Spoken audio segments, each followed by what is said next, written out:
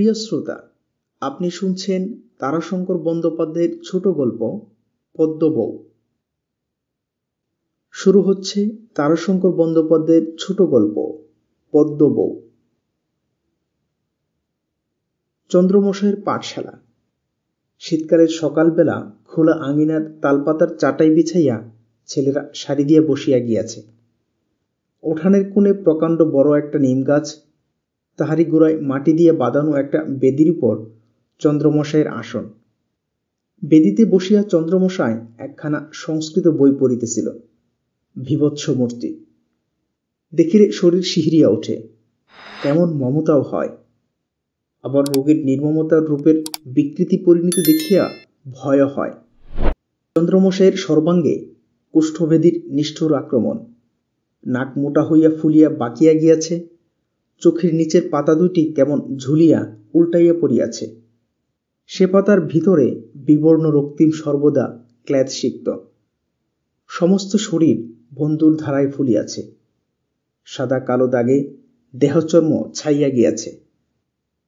সেরূপ বিকৃতি দেখিয়া শিশুদের আতঙ্ক হয়, বালক কিশোরদের শঙ্কা হয় রূপ বিকৃতি দেখিয়া। তবুও চন্দ্রমশাইয়ের পাঠশালা চলে। চন্দ্রমশাইয়ের শিক্ষা পদ্ধতির খ্যাতি আছে, তাহার জ্ঞান স্পৃহা অসীম। তাহার অবলম্বন শুধু এই পাঠশালা, পুস্তক আর তাহার স্ত্রী। পরিণত সমাজের মধ্যে সে বহুকাল বাহির হয় নাই। কেহ আসিলে দেখা হয়, কিন্তু চন্দ্রমশাই কথা বলে যেন কত অপরাধী। যাক, ছেলেরা নিজ নিজ পড়া পড়িতেছিল। একজন হা করিয়া দেখিতেছিল বাড়ির পুকুর পাড়ের বড় শিমুল গাছটার মাথায় টিয়া পাখির জাকের খেলা। স্লেট আড়াল দিয়া একজন আরেকজনকে ভেঞ্চি কাটিতেছিল, আর দুইজনে স্লেট দাগ দিয়ে খেলিতেছিল দাগামিল খেলা। বৎসর আষ্টেকের একটি ছেলে পার্শ্ববর্তীর উপর অকস্মাৎ লাফাইয়া পড়িয়া এক থাবায় নাকটা তাহার রক্তাক্ত করিয়া দিল। পাঠশালার শান্তি ভঙ্গ হইয়া গেল। ছেলেরা চঞ্চল হইয়া উঠিল। চন্দ্রমহাশয় মুখের বইখানা নামাইয়া নিমেন ডালের ছড়ি গাছটা আস্ফালন করিয়া বলিল, ছাড় ছাড়, এই চারু, ছেড়ে দাও। চন্দ্রমহাশয়ের স্ত্রী ছিল রান্নাশালে। সে দ্রুতপদে আসিয়া ছেলে দুটিকে পৃথক করিয়া দিল এবং অতি মৃদু স্বরে দীর্ঘ অবগুণ্ঠনের মধ্য হইতে বলিল, ছি, ঝগড়া করে না, পরনি, কদাচ কাহারও সহিত বিবাদ করিও না। মহাশয় গিন্নির স্বভাব দীর্ঘ অবগুণ্ঠন দিয়া থাকা আর ওই মৃদু সুরে কথা। মহাশয় গিন্নির মুখ ছেলেরা ভালো করিয়া কখনো দেখে নাই, উচ্চকণ্ঠের কথাও কখনো শোনে নাই। চারু রাগে ফুলিতেছিল। সে বলিল, ও আমার বাবাকে কোলাবিং বলবে কেন? আহত নিশাকর শুধু কাঁদিতেছিল। আমার নাকে রক্ত। মহাশয় গিন্নি বলল, চারু, তুমি তো বলে দিলেই পারতে, নিজে মারলে কেন? চারু বলিল, আমার বাবাকে কেন বলবে ও? চন্দ্রমহাশয় বলল, সমস্যার কথা পদ্মবউ, পিতৃভক্তির পুরস্কার দিই না, সাজা দিই। মহাশয় গিন্নি অভ্যাস মতো মৃদু সুরে বলল, চারু, তুমি আজ ছুটি পর্যন্ত দাঁড়িয়ে থাকো, আর নিশাকর, তুমি যাও চারুর বাপের কাছে, তাকে সব বলে তার মাফ চেয়ে এসো। চন্দ্রমহাশয় বলিল, ভালো বিচার হয়েছে, বাহ। বলিয়া সে বইখানা মুখের কাছে তুলিয়া ধরিল। মশাই গিন্নি বলিল, আবার বই নিয়ে বসলে কেন? ছেলেদের পড়া নিয়ে ছুটি দিয়ে দাও, জল গরম হয়েছে, স্নান করে ফেল। আকাশের দিকে চাহিয়া চন্দ্রমশাই বইখানা রাখিয়া দিয়া বলিল, বেলা অনেক হয়েছে বটে। তারপর অল্প হাসিয়া আবার বলিল, কিন্তু বেলা যে আর শেষ হল না। পদ্মবউ, আর যে পারি না। মশাই গিন্নি কোনো উত্তর দিল না। ছোট ছেলেদের ডাকিয়া বলিল, আয়, তোদের পড়া ধরব, আয়। মশাই গিন্নি ছাত্রবৃত্তি পাশ করা মেয়ে, স্বামীর পাঠশালে সে ছোট ছেলেদের পড়াইয়া থাকে। ছেলেরা তাহাকে ডাকে সেকেন্ড মাস্টার, চন্দ্রমশাই তাহাদের হেডমাস্টার। বড় ছেলেরা থাকিয়া থাকিয়া চন্দ্রমশাইয়ের সম্মুখের স্লেট ধরিয়া দাঁড়ায়। চন্দ্রমশাই তাহাদের অঙ্কের উপর চোখ বোলাইয়া কাহাকেও বলে রাইট, কাহাকেও বলে ভুল হয়েছে। চন্দ্রমশাই ছেলেদের খাতা কাগজ, স্লেট কি পেন্সিল স্পর্শ করে না। সমস্ত দেখা হইয়া গেলে নিম গাছে ঝোলানো বোর্ডখানায় নিজে অঙ্কটা কষিয়ে দিয়া যায় আর বুঝাইয়া দেয়। ছোট বন্ধনীর কাজ সকলের আগে শেষ করতে হয়, এই নিয়ম। সুতরাং 6 এর 5 যুক্ত। মশাইগিন্নি তখন প্রশ্ন করিতেছিল, বলো দেখি, সবুজ রঙের কি কি আছে আমাদের বাড়িতে? ছুটি হইয়াছে। রাস্তার ছেলেদের কলরব তখনও শোনা যাইতেছিল। মশাইগিন্নি এতক্ষণে ঘুমটা খুলিল। দেখিতে নিতান্ত সাধারণ মেয়ে, বরং কালোই বলা যায়। মশাইগিন্নি জাটা গাছটা লইয়া উঠানটা পরিষ্কার করিতে লাগিল। জাঁট দিতে দিতে বলিল, ওসব কথা তুমি কেন আমায় বলো? চন্দ্রমশাই বইখানা হাতে উঠিয়া দাঁড়াইয়াছিল। বলিল, কি বললাম? কিছু তো বলিনি। মশাইগিন্নি স্বামীর মুখের দিকে চাহিয়া বলিল, বললে না, বেলা যে আর। চন্দ্রমশাই ব্যথিত কণ্ঠে বলিল, সত্যি পদ্মবউ, আর যে পারছি না। পদ্মবউয়ের চোখ ছলছল করিয়া উঠিল। সে নীরবেই উঠানটা জাঁট দিতে লাগিল। জাঁট দেওয়া শেষ হইলে সে উঠানে একটা জলচৌকি, গামছা ও বালতি পাতিয়া দিল। নিমের তেলের শিশি ও গামছা নামাইয়া দিয়া বলিল, মাখো, তেল মাখো। চন্দ্রমশাই তেল মাখিতে বসিল। পদ্মবউ লইয়া আসিল জলের হাঁড়ি, নিমপাতা ফুটানো গরম জল। হাঁড়ির মুখে গামছা দিয়া গামলায় জল ঢালিয়া সে হাতের তালু স্বামীর সম্মুখে পাতিয়া বলিল, দাও দেখি একটু, পিঠে দিয়ে দিই মালিশ করে। চন্দ্রমশাই বলিল, থাক, নিয়েছি পিঠে আমি। পদ্মবউ বলিল, ওই তোমার এক স্বভাব, কাপড় ছুতে দেবে না, শরীর নাড়তে দেবে না। দেখো, ছুলেই যদি রুখ হতো তাহলে আর বাকি থাকতো না। ওই হলো অদৃষ্টের কথা। চন্দ্রমশাই বলিল, তুমি জানো না পদ্মবউ। থাক না পদ্মবউ, থাক না, কি হবে ওতে আর? ওষুধ তো অনেকই হলো। পদ্মবউ বলিল, রবিবার ব্রত তুমি ছাড়লে কেন বলো দেখি? রবির স্তবও আর করো না। এবার চন্দ্রমশাই বলিল, ওসব মিছে কথা পদ্মবউ, কিছুতেই কিছু হয় না। করলাম তো অনেক, ওসব ফাঁকি। পদ্মবউ বলিল, না না, ধর্ম কি কখনো মিছে হয়? ভগবানের কোপ ভিন্ন এই রোগ হয় না। ভগবান প্রসন্ন হলে আবার ভালো হবে, ভগবানকে ভুলো না। চন্দ্রমশাই নীরবে স্নান করিতে লাগিল। পদ্মবউ দাওয়ার উপর আহারের ঠাই করিয়া দিয়া ভাত বাড়িতে বসিল। আহার শেষ করিয়া চন্দ্রমশাই বলিল, তোমাকে দেখে ধর্মকে মানতে ইচ্ছে হয়। পদ্মবউ, ভগবানের কাছে আমি কামনা করি কি জানো? তুমি যেন সুস্থ নিরোগ শরীরে অনেক দিন বেঁচে থাকো। পদ্মবউ ঈষৎ বিরক্তির সহিত বলিয়া উঠিল, আমি আপনার নিজের কাজ করছি, পরকালের কাজ করছি। আমার জন্য তোমাকে ভাবতে হবে না বাপু, তুমি নিজের জন্যই কই ভগবানকে ডেকো দেখি। কিন্তু 10 বছর পূর্বে যেদিন চন্দ্রমশাইয়ের এই বেদির সূত্রপাত প্রথম আবিষ্কৃত হয়, সেদিন পদ্মবউ কাঁপিয়া উঠিয়াছিল। শুনিয়া সে রান্নাঘরের চালার ঝুঁটি ধরিয়া দাঁড়াইয়া ভাবিল আপনার হতভাগ্যের কথা। চন্দ্রমশাই তখন ঘরের মধ্যে উপর হইয়া পড়িয়া শুধু কাঁদিতেছিল। পদ্মবউয়ের মনে পড়িল তাহাদের গ্রামের সেই গলিত কুষ্ঠরোগগ্রস্ত ভিক্ষুকটার কথা। কি বিভৎস মূর্তি, আর কি দুর্গন্ধ তাহার সর্বশরীরে। টকটক করিয়া জল চোখ হইতে মাটির উপর ঝরিয়া পড়িতেছিল। রান্না অর্ধেক হইয়াছিল, সে রান্না শেষ হইল না, পুড়িয়া গেল। চন্দ্রমশাইও খাইল না, সমস্ত দিন পড়িয়া রহিল। সন্ধ্যার সময় উঠিয়া বসিয়া ডাকিল, পদ্মবউ। কেহ উত্তর দিল না। আবার সে ডাকিল, পদ্মবউ। সন্ধ্যার অন্ধকারের মধ্যে ঝিঝিপোকা ডাকিতেছিল শুধু, মানুষের সাড়া পাওয়া গেল না। পদ্মবউ তখন পালাইয়া গিয়াছে। ক্রোশ চারেক দূরে তাহার বাপের বাড়ি। সেখানে সে তখন মায়ের কোলের উপর পড়িয়া ফুলিয়া ফুলিয়া কাঁদিতেছিল। মাও কাঁদিতেছিল। পদ্মর বাপ কিন্তু ভিন্ন প্রকৃতির লোক। সে শুনিয়া বলিল, ছি মা, বড় অন্যায় কাজ করেছ তুমি। চলো, আজই তোমায় সেখানে রেখে আসবো আমি। পদ্ম ঢুকিয়া কাঁদিয়া উঠিয়া বলিল, না না, আমি পারবো না বাবা, সে আমি পারবো না। মেয়ের মাথায় হাত বুলাইয়া বাপ কহিল, তুমি তো না জানো না মা, রামায়ণ মহাভারত সব তো পড়েছ তুমি। কুষ্ঠগ্রস্ত স্বামীকে নিয়ে সতীর বেশ্যার বাড়ি যাওয়ার গল্প তো জানো। পদ্ম কাঁদিতেছিল। সে ঘাড় নাড়িয়া প্রতিবাদ করিল, না না, সে পারিব না। বাপ বলিল, নিতান্ত মন্দ ভাগ্য। পূর্বজন্মের বহু দুষ্কৃতি না থাকলে এইরূপ কারো হয় না মা। কিন্তু তুমি কেন এই জন্মে সেই দুষ্কৃতি সঞ্চয় করবে? পরজন্মের কর্ম তো রাখতে হবে। ছি, ঘৃণা করে যদি তুমি স্বামীকে পরিত্যাগ করো, পরজন্মে কে বলতে পারে যে তোমার এই ব্যাধি হবে না?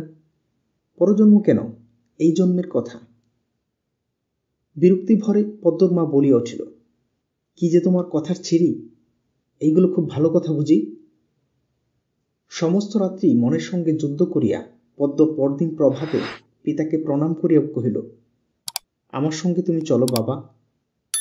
তারপর পদ্ম আসিয়া যে নিষ্ঠার সহিত স্বামী সেবা আরম্ভ করিল, সত্যই তাহার তুলনা হয় না।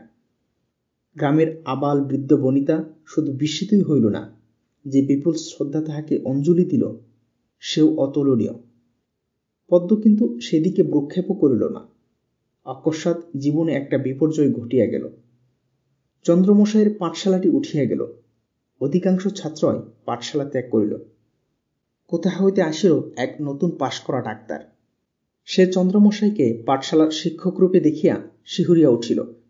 সে বাবুদের বৈঠকখানায় বলিল, এই করছেন কি মশাই? এইসব নীরোগ শিশু, এদের দেহে এই বয়স থেকে লেপ্রসির বীজ ঢুকলে আর রক্ষে আছে? কুষ্ঠরোগ যে ছোঁয়াচে। একজন বলিল, তা আমাদের চন্দ্রমশাই খুব সাবধানী লোক, উনি ছেলেদের কখনো ছোন না, নাড়েন না, বই কলম স্লেট পর্যন্ত না। মশাইয়ের বোর্ড পর্যন্ত মুছে দেন ওর স্ত্রী। ডাক্তার বলিল, আরে মশাই, ওর ইনফেকশন হয় নিঃশ্বাসের সঙ্গে, নাকের মধ্যে রোগটার প্রথম সূত্রপাত। একজন বলিল, তা বটে, নাকই তো প্রথম ফুলে বাবু। চন্দ্রমশাই শুধু নীরব হইয়া রহিল, দীর্ঘ নিঃশ্বাস ফেলিল না, দুঃখ করিল না। ভবিষ্যতের জন্য কোনো আকুলতা তাহার হইল বলিয়া বোধ হইল না। সে শুধু কয়টি ছাত্র আসিয়াছিল তাহাদিগকে বলিল, পাঠশালা আর হবে না, তোরাও আর আসিস না। মশাইকিন্নি কিন্তু ডাক্তারের উপর ক্রোধ সারা হইল। চন্দ্রমশাই বলিল, ওর উপর রাগ করে ফল কি পদ্ম? সে তার জ্ঞান মতো সত্যি কথাই বলেছে। পদ্ম বলিল, কি জ্ঞানী লোক সে ডাক্তার! জ্ঞান থাকলে একথা সে বলতো না। আজ আমি এতদিন অহরহ তোমার সঙ্গে বাস করছি, তাহলে তো আমারই আগে হওয়া উচিত ছিল। চন্দ্রমশাই বলিল, দুঃখ বা রাগ করো না পদ্ম, ভগবানকে স্মরণ করো। তোমার ভগবানই আজ আমার ভরসা। পদ্ম এবার কাঁদিয়া ফেলিল। অনেকক্ষণ কাঁদিয়া সে চোখ মুছিয়া বলিল, দেখো তুমি, তিনি কোনো কষ্ট আমাদের দেবেন না। তারপর আরম্ভ হইল ভীষণ জীবন সংগ্রাম। পদ্ম ধান বানিয়া চাল কুটিয়া জীবিকা সংস্থানের ব্যবস্থা করিল। চন্দ্রমশাই কঠোর পরিশ্রম পরায়ণ পদ্মর দিকে নীরবে চাহিয়া থাকে, কোনো কথা বলে না। সেদিন পদ্ম অকস্মাৎ ডেকিশাল হইতে বাহির হইয়া আসিয়া দাওয়ার উপর শুইয়া পড়িল। চন্দ্রমশাই জিজ্ঞাসা করিল, এমন করছো যে পদ্ম? হাঁপাইতে হাঁপাইতে পদ্ম বলিল, বুকটা কেমন করে উঠল গো।